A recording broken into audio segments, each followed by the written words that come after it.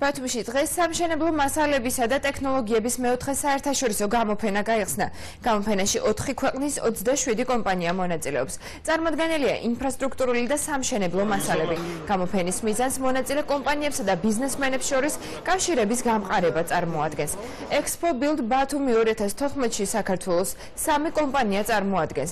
მასპინძელი მხარის პასიურობას ორგანიზატორები კომპანიების გამოფენებისთვის ნაკლები მზაობით ხსნიან, თუმცა იმედოვნებენ, რომ დაინტერესება მომავალში გაიზრდება. გახსნის ცერემონიას დღეს აჭარის მთავრობის თავმჯდომარეც ესწრებოდა. გამოფენა ყინულის სასახლეში 3 დღეს გაგრძელდება. შარშად ვიღებდი მონაწილეობას გამოფენაში ბათუმში. და ძალიან ბევრი კომპანიები დამიკავშირდნენ და დაიწყეს ჩვენთან ურთიერთობა. კომპანია დასაქმებული არის გაზგაყოლების და წყალგაყოლების ფასოვანი ნაწილებით, პოლიეთილენის ფასოვანი ნაწილებით. განილია 27 კომპანია. ქართული კომპანიები არის 3. არის ირანული კომპანიები, აზერბაიჯანული კომპანია, უმეტესად თურქული კომპანიები არის.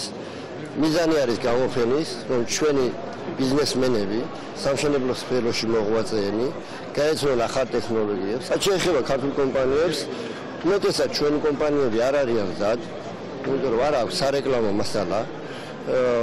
ამისათვის დიდი დრო ჭირდება რომ მოემზადონ. კომპანიების რაოდენობით არ გამოირჩევა, მაგრამ მრავალფეროვნებით ძალიან გამოირჩევა. წელს ძალიან ბევრი 80% კომპანიებისა პირველად მონაწილეობს და ეს ძალიან მნიშვნელოვანია ჩვენთვის. ერთი კვირა გქონდა ორგანიზატორ კომპანიას მომზადებისთვის და შესაბამისად ბევრმა დააგვიანა და ხვალდაზე რამდენიმე დღიანია იცით.